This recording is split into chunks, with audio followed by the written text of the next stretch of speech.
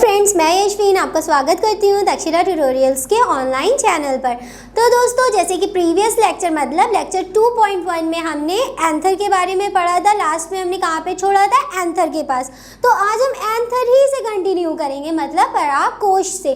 तो देखिए दोस्तों, ये हमारा परागकोश का स्ट्रक्चर है, ये बाहर ये स्ट्रक्चर है। अभी हम क्या करेंगे, इसको बीच से काट देंगे और इसके अंदर का स्ट्रक्चर मतलब काट देंगे, अंदर का स्ट्रक्चर देखेंगे। ठीक, इसके अंदर क्या क्या चीज़ें होती हैं, कि उनको क्या क्या बोलते हैं, उनके नाम क्या होते हैं, वो क्या चीज़ करते हैं। ठीक, तो ये हमारा एक्सटर्नल स्ट्रक्चर था। आपको याद दिलाने के लिए, आपको रिन्यू कराने के लिए हम एक बार और इसको बता देते हैं।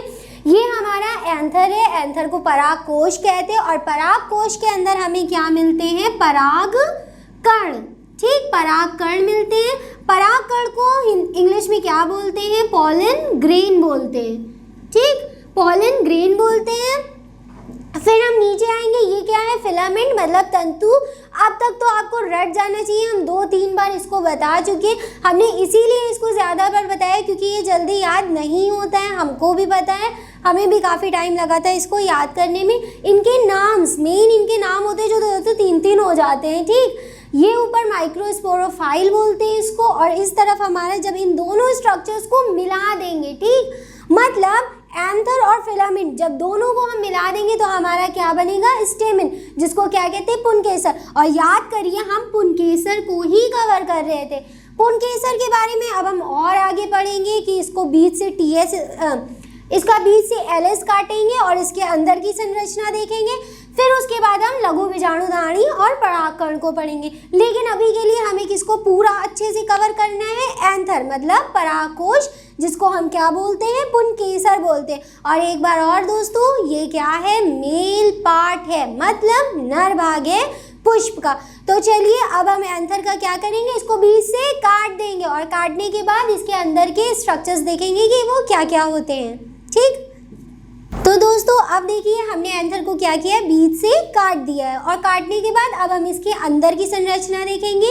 ये अंदर से इसको काटने के बाद ये अंदर से कुछ इस प्रकार से दिखता है। इसके अंदर 4 लोब होते हैं। ठीक, अब हम क्या करेंगे? एक एक पॉइंट करके इसको अच्छे से स्टडी करेंगे। हमने इसको पॉइंट्स में क्यों लिखा है? ठीक, हम चाहते तो इसको ऐसे ऐसे लाइन वाइज, पैरा वाइज लिख सकते थे, लेकिन हमने इसको पॉइंट वाइज लिखा है। पॉइंट वाइज से क्या होता है? आपको थोड़ा जल्दी याद होता है। पॉइंट्स कुछ याद आ जाते हैं तो आप उन्हें लिख सकते हैं आराम से, लेकिन पॉइंट्स जो होते हैं वो थोड़ा सा जल्दी याद हो जाते हैं। तो आप इनको पॉइंट्स में याद कर लीजिए। ठीक, शायद जल्दी याद हो जाए आपको। तो देखिए, सबसे पहला हमारा इसमें पॉइंट है, एक आवर्त बीजी परागकोश द्विपालित बाइलोब्ड होते हैं। बाइलोब्ड मतलब एक ये लोब्ड है हमारा और एक ये लोब है। लोब को हिंदी में कोष्ठ बोलते हैं। ठीक, एक ये लोब है और एक ये लोब है। प्रत्येक लोब मतलब एक ये लोब और एक ये लोब को कोष्ठ, इंग्लिश में इसको थीका बोलते हैं, हिंदी में क्या बोलते हैं? कोष्ठ कहते हैं। मतलब हमारे पास एक ये कोष्ठ है और एक ये कोष्ठ है। ठीक, तो मतलब एंथर में कितने कोष्ठ होते हैं? 2 कोष्ठ होते हैं। फिर आगे बढ़ेंगे, दोनों कोष्ठ मतलब एक ये कोष्ठ एक ये कोष्ठ आपस में संयोजी ऊतक से जुड़े होते हैं। यहाँ पे हमें क्या मिलता है? संयोजी ऊतक। ये देखिए, आप देख सकते हैं यहाँ पे क्या है? संयोजी ऊतक। ये हमारा पहला लोब था, ये हमारा दूसरा लोब था। ये दोनों लोब मतलब कोष्ठक एक दूसरे से जुड़े हुए हैं। किसके थ्रू जुड़े हुए हैं? कनेक्टिव टिश्यू मतलब संयोजी ऊतक के थ्रू जुड़े हुए हैं। फिर आगे देखते हैं, यहाँ द्विकोष्ठी मतलब डाइथिकस कहलाता है। एक हमारा ये कोष्ठ है, एक हमारा ये कोष्ठ है, तो हमारे पास कितने हुए? 2 कोष्ठ हुए। इसीलिए इसे क्या कहते हैं? डाइथिकस। क्योंकि डाई मतलब क्या होता है? 2। यहाँ पे द्वि लिखा है, द्वि मतलब क्या होता है? 2। हमारे पास कितने कोष्ठ है बच्चों? 2 कोष्ठ है। फिर आगे बढ़ेंगे, प्रत्येक कोष्ठ में 2 थैले समान संरचना पाई जाती है, जिसे स्पॉन्जिया कहते हैं। ये आपको जो 2 थैले समान संरचना दिख रही है, इसको क्या बोलते हैं? स्पॉन्जिया बोलते हैं। ठीक, इसको क्या कहते हैं? स्पॉन्जिया।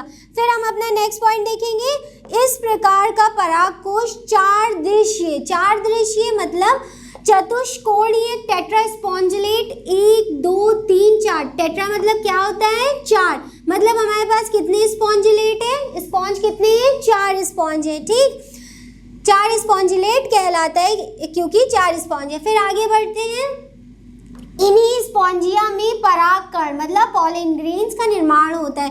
ये हमारे पास कितनी स्पॉन्जिया है, चार स्पॉन्जिया है और इसके अंदर क्या है, परागकण मतलब पॉलन ग्रेन्स है। फिर आगे बढ़ते, इन्हें माइक्रोस्पॉन्जिया भी कहते हैं। जो ये स्पॉन्जिया है हमारे पास चार, इनको क्या बोलते हैं, माइक्रोस्पॉन्जिया। एक बात और, यहाँ पे लिखा है माइक्रो, ठीक, माइक्रो आपको जहाँ भी मिले इस पूरे चैप्टर में, वहाँ पे बात हो रही है नर भाग की, ठीक, मेल भाग की मतलब मेल पार्ट की। और अगर माइक्रो की जगह आपको मेगा मिल जाए, ठीक, जहाँ पे आपको मेगा मिलेगा वो फीमेल भाग होगा उसका या फीमेल पार्ट होगा। तो देखिए यहाँ पे माइक्रोस्पॉन्जिया, अगर यहाँ पे मेगा स्पॉन्जिया, अभी हम मेगा स्पॉन्जिया के बारे में आगे आपको पढ़ाएंगे। अगर मेगा स्पॉन्जिया होता तो ये क्या होती, फीमेल होता, लेकिन यहाँ पे माइक्रोस्पॉन्जिया है तो ये क्या है, मेल भाग है। हमने एंथर को पूरा पढ़ लिया। तो दोस्तों यहाँ पे एंथर हमारा खत्म होता है। हमने एंथर का एक्सटर्नल स्ट्रक्चर मतलब बाह्य संरचना और इंटरनल स्ट्रक्चर मतलब अंतर संरचना दोनों देख लिए। अंतर संरचना में बस आपको इतना ही पढ़ना है, इतने ही ध्यान रखने कि इसमें दो लोब होते हैं, दो लोब कनेक्टिव टिश्यू से जुड़े होते हैं, चार स्पॉन्जिया होती हैं। चार स्पॉन्जिया में क्या हमें मिलता है, पॉलन ग्रेन मतलब परागकण मिलता है, परागकण मिलते हैं, ठीक, यहाँ तक की क्लियर है। ये हमें पूरा याद करना है। ये हमें याद करने के बाद हमारा एंथर यहीं पे खत्म हो गया। फिर इसके बाद पुंकेसर हमारा कंप्लीट हो गया। इसके बाद हम किस पे पढ़ेंगे, लघु बीजाणुधानी या इसको माइक्रोस्पोरेंजियम भी बोलते हैं। माइक्रोस्पोरेंजियम की तरफ पढ़ेंगे। माइक्रोस्पोरेंजियम में क्या क्या होता है, कैसे होता है, उसमें कितनी लेयर्स होती हैं, उसमें अब लेयर्स आएंगी, इसको पढ़ेंगे। एंथर तो हमारा यहीं तक था, दोनों चीज़ें हमने एंथर की पढ़ ली। ये एंथर हमारा यहीं पे ख़त्म। अब चलिए आगे बढ़ते अपने नेक्स्ट टॉपिक की तरफ, जो हमारा क्या है, लघु बीजाणुधानी माइक्रोस्पोरेंजियम।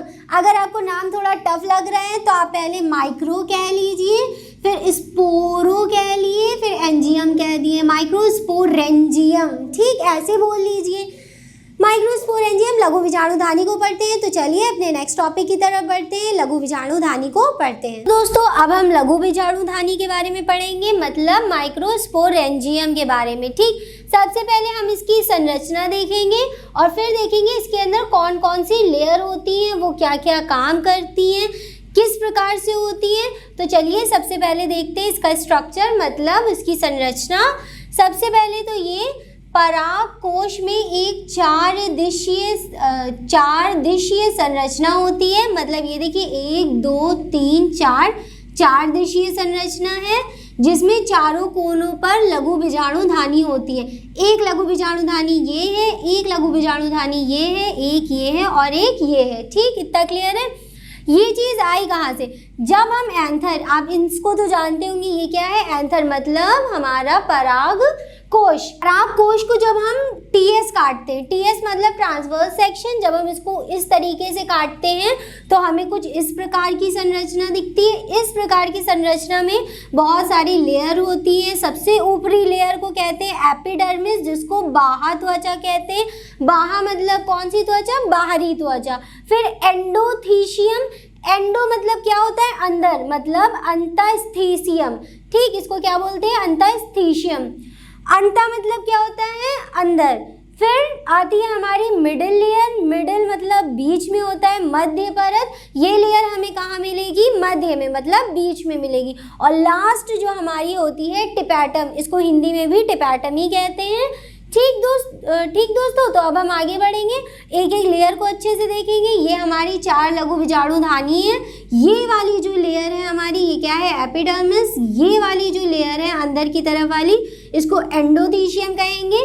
बीच वाली मध्य परत को, मध्य परत मतलब मिडिल लेयर कहेंगे। और जो हमारे यहाँ पे लास्ट होती है बिल्कुल लघु बीजाणुधानी के पास, उसको कहेंगे टिपैटम, ठीक। तो दोस्तों ये स्ट्रक्चर आपको याद करना बहुत ज़्यादा ज़रूरी है। ये स्ट्रक्चर बनाए जाते हैं, याद रखिएगा। बस हमें क्या करना है, इसकी चारों लेयर्स को अच्छे से याद करना है, इनके नाम याद करने हैं, ठीक। और यही हमारी क्या होती है, लघु बीजाणुधानी होती है। इसकी एक एक लेयर के बारे में हमको पढ़ना है। तो दोस्तों अब हम क्या करेंगे, इसकी एक एक लेयर को अच्छे से पढ़ेंगे क्योंकि ये क्वेश्चन पूछे जाते हैं, ठीक। चलिए अब इसकी एक एक लेयर देखते हैं। तो दोस्तों देखिए, हमने एक एक परत के बारे में लिख दिया है। अब हम क्या करेंगे, एक एक करके आपको इन सारी परतों के बारे में बताएंगे। सबसे पहली परत हमने आपको बताई थी बाह्य त्वचा। बाह्य त्वचा क्या होती है, या सबसे बाहरी सुरक्षात्मक। सुरक्षात्मक मतलब इसको सुरक्षा प्रदान करने वाली परत होती है, जो एक कोशिका अथवा एक कोशिका के बराबर की मोटाई की बनी होती है। अब आप ये वाली देखिए, कोई बहुत ज़्यादा मोटी परत नहीं है, मतलब नॉर्मली एक सेल के बराबर की मोटाई की होती है ये। फिर दूसरी हमारी परत क्या है, एंडोथीशियम मतलब अंतस्थीशियम। अंतस्थीशियम में क्या है, यह बाह्य त्वचा के ठीक नीचे स्थित होती है। दूसरा पॉइंट, यहाँ भी एक कोशिकीय परत है। देखिए ये वाली परत और ये वाली परत में कोई ज़्यादा फर्क नहीं है, ये दोनों की मोटाई सिमिलर है। कितनी मोटाई है इनकी, लगभग एक कोशिका के बराबर की मोटाई है। फिर नेक्स्ट पॉइंट देखेंगे इसका, परागकोश के विकास के दौरान एंडोथीशियम मतलब ये वाली अंतस्थीशियम के अनेक परिवर्तन होता है। मतलब जब परागकोश का निर्माण होता है तो अंतस्थीशियम में ही परिवर्तन होता है, जिसकी वजह से एक नया परागकोश का निर्माण होता है। फिर तीसरी हमारी लेयर होती है मध्य परत, इसको इंग्लिश में बोलते हैं मिडिल लेयर। मिडिल लेयर में क्या होता है, एंडोथीशियम के ठीक नीचे 1 से 3 पतली परतें पाई जाती हैं, जिन्हें क्या कहते हैं, मध्य परत कहते हैं। इसका मुख्य कार्य भोजन को संचित करना होता है। एज ए स्टोर फूड कौन सी परत मदद करती है, मिडिल लेयर। फिर यही मिडिल लेयर क्या करेगी, टिपैटम को खाना दे देगी और क्या करेगी, परागकोश के अंदर पराग कण बनाएगी। तो चलिए हम चौथी वाली को भी देख लेते हैं, टिपैटम कहते हैं इसको। मध्य परत के ठीक नीचे एक सेल के बराबर मोटाई की परत पाई जाती है, जिसे टिपैटम कहते हैं। यह परत मध्य स्तर भोजन को ग्रहण करके लघु बीजाणुधानी में प्रवाहित करती है, ठीक। इस पॉइंट को आप जरा गौर से देखिए, यह परत का मेन वर्क क्या है, यह जो भोजन ग्रहण करके ये क्या करती है, मध्य परत से भोजन ग्रहण करके लघु बीजाणुधानी में प्रवाहित कर देती है, ताकि किसका निर्माण हो सके, पॉलन ग्रेन मतलब पराग कण का, ठीक। तो दोस्तों ये चारों हमारी परतें थी। पहली परत सबसे बाहरी होती है, फिर एंडोथीशियम जस्ट उसके नीचे, मिडिल लेयर बीच में होती है, और टिपैटम जो कि हमारी मेन लेयर होती है, वो क्या काम करती है। इसका वर्क आप अच्छे से याद कर लीजिएगा ज़रूर से, क्योंकि ये क्वेश्चन भी पूछा जाता है कि टिपैटम लेयर का फंक्शन क्या होता है। तो कुछ नहीं, या क्या करती है, मध्य स्तर भोजन को ग्रहण करके लघु बीजाणुधानी में प्रवाहित करती है, जिससे किसका निर्माण हो सके, पराग कण का मतलब पॉलन ग्रेन का। तो दोस्तों लघु बीजाणुधानी का स्ट्रक्चर हमने पूरा पढ़ लिया है। अब हम लघु बीजाणु जनन पढ़ेंगे, मतलब ये किस प्रकार से बनती है। हमने अभी आपको सिर्फ इतना बताया कि इसमें ये ऐसे ऐसे होता है, इतनी लेयर होती है, लेकिन अब हम क्या करेंगे, लघु बीजाणु जनन पढ़ेंगे, मतलब माइक्रोस्पोरोजेनेसिस पढ़ेंगे, ठीक। तो चलिए ये तो हो गया हमारा माइक्रोस्पोरोजेनेसिस पढ़ते हैं और अपना लेक्चर कंप्लीट करते हैं। दोस्तों अब हम पढ़ेंगे लघु बीजाणु जनन, ये हमारा आज का आखिरी टॉपिक होगा। लघु बीजाणु जनन को कहते हैं माइक्रोस्पोरोजेनेसिस। माइक्रोस्पोरोजेनेसिस मतलब क्या होता है, अभी इससे पहले ही हमने पढ़ा है माइक्रोस्पोरेंजियम मतलब लघु बीजाणुधानी। लघु बीजाणुधानी क्या होती है ये हमने आपको बता दी, लेकिन उसके अंदर किस प्रकार से जनन होता है, मतलब उसके अंदर की जो सेल्स होती है वो किस प्रकार से वृद्धि करती हैं, ये सारा हम किस में पढ़ेंगे, माइक्रोस्पोरोजेनेसिस मतलब लघु बीजाणु जनन। लघु आप ऐसे याद कर सकते हैं कि लघु बीजाणुधानी में क्या प्रोसेस होगी, लघु बीजाणु जनन की प्रोसेस होगी, जिससे कि पराग कण बनेंगे। चलिए अब इसको पढ़ते हैं। जैसे जैसे परागकोश आप जानते हैं ना, एंथर कुछ इस प्रकार से था, ये हमारा क्या था, एंथर था। एंथर क्या होता है, मेल पार्ट होता है, ये ऊपर वाला जो हमारा है इसको बोलते हैं एंथर मतलब पराग कोश। ये हमारा क्या है दोस्तों, पराग कोश, हम इसी को पढ़ रहे हैं, ठीक। पराग कोश विकसित होता है, बीजाणुजन ऊतक की कोशिकाएं अर्धसूत्री विभाजन मतलब इसमें सेल डिवीजन होगा द्वारा सूक्ष्म बीजाणु चतुष्टीय दोस्तों याद रखिए वो जो चार उसकी संरचना थी कुछ इस प्रकार से जो हमने बनाया था, ये उसकी चार रचनाएं थी, इसी को हमने क्या बोला है यहाँ पर चतुष्टीय बनाती हैं, मतलब इनमें सेल डिवीजन होगा और क्या बना देंगे ये 1 2 3 4 चतुष्टीय सेल बना देंगी उसकी। फिर नेक्स्ट पॉइंट हम अपना देखेंगे, जैसा कि बीजाणुजन ऊतक की प्रत्येक एक बीजाणु चतुष्टय की वृद्धि करने में सक्षम होती है। जो हमारी बीजाणुजन ऊतक है वो प्रत्येक एक की क्या लघु बीजाणु चतुष्टय वृद्धि करने में सक्षम होती है, इसको बढ़ावा देगी, इसको विकसित करेगी, बनाएगी, इसकी वृद्धि करेगी। फिर नेक्स्ट पॉइंट हम देखेंगे, प्रत्येक कोशिका एक सक्षम पराग मात्र कोशिका होती है। प्रत्येक कोशिका सक्षम पराग मात्र मतलब कोशिका होती है, मात्र कोशिका मतलब पेरेंट सेल, मतलब हमारे जनक वाली सेल, उसको बोलते हैं मात्र कोशिका होती है। फिर ये मात्र कोशिका फर्दर डिवीजन करके और कोशिकाएं बना लेगी, इसीलिए जो पहली सेल बड़ी सेल बनती है उसको क्या कहते हैं, मात्र कोशिका या पेरेंटल सेल भी उसे कहते हैं। फिर नेक्स्ट पॉइंट देखेंगे, एक पराग मात्र कोशिका से अर्धसूत्री विभाजन द्वारा लघु बीजाणु के निर्माण की प्रक्रिया को लघु बीजाणु जनन कहते हैं। अब ये देखिए, ये वाला जो पॉइंट है ये इस प्रोसेस को दर्शा रहा है कि एक पराग मात्र कोशिका अभी हमने आपको बताई पेरेंटल सेल होती है, बड़ी कोशिका होती है, इससे अर्धसूत्री विभाजन सेल डिवाइड होंगी द्वारा लघु बीजाणु के निर्माण। लघु बीजाणु का मतलब है यहाँ पर परागकण। परागकण को एक और नाम से बुलाते हैं जिसको लघु बीजाणु भी कहते हैं। ठीक दोस्तों, लघु बीजाणु के निर्माण की प्रक्रिया को लघु बीजाणु जनन यानी कि माइक्रोस्पोरोजेनेसिस कहते हैं। फिर नेक्स्ट पॉइंट हम देखेंगे, जैसे ही परागकोश, ये हमारा क्या है, परागकोश है, जैसे ही परागकोश परिपक्व हो जाता है मतलब पूरा डेवलप हो जाता है एवं स्फुटित होता है, स्फुटित ये उसके बाद क्या होगा, फट जाएगा। ठीक, ये फट जाएगा, तब लघु बीजाणु एक दूसरे से विगलित हो जाते। लघु बीजाणु फिर से हम आपको बता दें, लघु बीजाणु कोई नया नाम नहीं है, इसको पॉलन ग्रेन ही कहते हैं। ठीक दोस्तों, ये क्या है हमारा परागकण।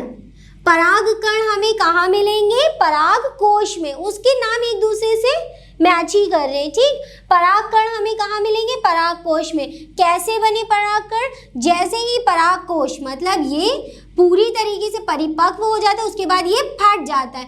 फटने के बाद हमें पता है इसके अंदर क्या मिलेंगे, हमें परागकण मिलेंगे, एक दूसरे से विगलित हो जाते हैं, मतलब जब हम इसको फाड़ देंगे तो क्या होगा, उसके अंदर से सारे परागकण बाहर हो जाएंगे। अब एक बलून ले लीजिए और उसके अंदर हमने बहुत सारी टॉफी भर दी है, ठीक, और उस बलून को फुला दिया। जब हम क्या करेंगे, उस बलून को फोड़ देंगे तो क्या होगा, उसके अंदर से सारी टॉफीज बाहर निकल आएंगी। जस्ट उसी प्रकार से जब एंथर हमारा पूरी तरीके से विकसित हो जाता है तो उसके अंदर हमें नॉर्मली क्या मिलेंगे, परागकण ही तो मिलेंगे। जब वो फूटेगा मतलब स्फुटित होगा तो क्या होगा कि जितने अंदर परागकण है वो इधर उधर सब विगलित हो जाएंगे, फैल जाएंगे। फिर हमारा नेक्स्ट पॉइंट है, प्रत्येक लघु बीजाणुधानी के अंदर कई हजार लघु बीजाणु और परागकण निर्मित होते हैं, मतलब इसके अंदर क्या होंगे, बहुत सारे लघु बीजाणु और परागकण बनेंगे। मतलब एक ही बात है, लघु बीजाणु या परागकण एक ही चीज बनेंगी। परागकण मतलब पॉलन ग्रेन परागकोश के स्फुटित के साथ मुक्त हो जाते हैं। जैसे कि हमने आपको बताया टॉफी कहाँ जाएंगी, बाहर गिर जाएंगी, उसी टाइप से जब ये परागकोश स्फुटित होगा तो सारे परागकण कहाँ हो जाएंगे, बाहर की तरफ विगलित हो जाएंगे, गिर जाएंगे। याद रखिएगा, लघु बीजाणु और परागकण, प्रत्येक लघु बीजाणुधानी के अंदर कई हजार लघु बीजाणु और परागकण होते हैं, जो कि ये मेल गैमेटोफाइट है, मतलब नर युग्मक है। ये हमारा यहाँ पर नर युग्मक खत्म होता है, हमें नर युग्मकों में बस इतना ही पढ़ना था दोस्तों। हमारा जो सबसे पहला हमने शुरू किया था वहाँ पे हमने नर वाले को लिया था, मतलब सबसे पहले हमने किसे पढ़ा था, नर युग्मक को पढ़ा था। अब इसके बाद हम अपने अगले लेक्चर में क्या पढ़ेंगे, सब कुछ मादा युग्मक पढ़ेंगे, लेकिन नर युग्मक हम किसका पढ़ लेंगे थे, ये याद रखिएगा, पुष्प का। पुष्प का नर युग्मक क्या था, एंथर था। ठीक, ऊपर की तरफ इसको क्या बोलते हैं, परागकोश, और नीचे की तरफ ये क्या होता है, फिलामेंट। ठीक, और इस पूरे स्ट्रक्चर को क्या कहते हैं, पुंकेसर कहते हैं। ठीक, अब क्या किया है हमने, फिर हमने क्या किया, इसको बीच से टीएस इसका देखा, उसके अंदर के सारे स्ट्रक्चर देखे, कितनी कितनी लेयर्स होती हैं उसमें, उनका थोड़ा बहुत काम देखा, और लास्ट में हमने क्या किया, माइक्रोस्पोरोजेनेसिस की, वो किस प्रकार से अपनी संख्या में बढ़ते हैं। तो दोस्तों नर युग्मक हमारा खत्म। दोस्तों नेक्स्ट लेक्चर में हम सब कुछ मादा युग्मक के बारे में पढ़ेंगे, जिसे हमने बताया था आपको पहले लेक्चर में। तो दोस्तों इस लेक्चर से रिलेटेड सारे नोट्स आपको नीचे डिस्क्रिप्शन बॉक्स में मिल जाएंगे। फिर भी अगर आपको कोई डाउट्स है तो आप हमसे कांटेक्ट करके बेफिक्र होके कांटेक्ट करिए हमसे, और हमसे पूछिए क्वेश्चंस, हम आपके सारे क्वेश्चंस के आंसर देंगे। तो दोस्तों आज के लेक्चर में बस इतना ही, मिलते हैं अपनी नेक्स्ट क्लास में। Thank you.